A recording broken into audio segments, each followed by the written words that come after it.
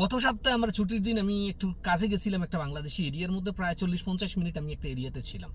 ওখানে 4-5 জন মানুষ তুমুল বিতর্কে জড়ায় না। আমি মনে করছি কোনো সিরিয়াস কোনো ম্যাটার কিনা।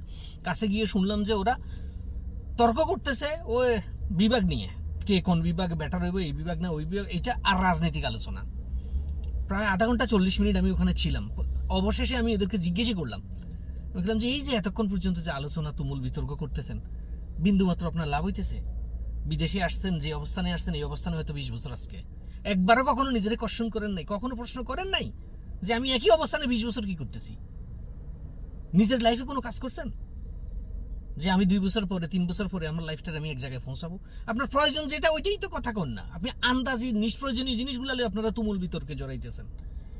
এই আমাদের এই বাংলাদেশিদের মধ্যে এই স্বভাবটা, আমি জানি না, এটা হয়তো অনেকের খারাপ লাগবে শুনলে, আমি সরি ফিল করি এই জন্য, কিন্তু এটা রিয়েলিটি। আমরা বিদেশকন দেশকন আপনি দেখবেন আমাদের স্বভাবগত দিক থেকে আমরা কতটা পিছনে। আপনি যেভাবে আপনার লাইফটাকে আপনি একটা ভালো অবস্থানে নিতে পারবেন, একটা বেটার অবস্থানে যেতে পারবেন, নিজে আজকে যেখানে আছেন আগামী 5 বছর পরে 2 বছর পরে একটা তার থেকে একটু ভালো অবস্থানে যাবেন, ওটা নিয়ে চিন্তা নেই, ওটা নিয়ে আলোচনা নেই। আলোচনা আজেরা জিনিস নিয়ে, রাজনীতি নিয়ে, এমন এমন জিনিস, এমন এমন বিষয়বস্তু নিয়ে সে আলোচনা, তর্ক বিতর্ক আলোচনায় জড়ায় যেগুলাতে তার কোনো দরকারই নেই এগুলো নিয়ে আলোচনা করা।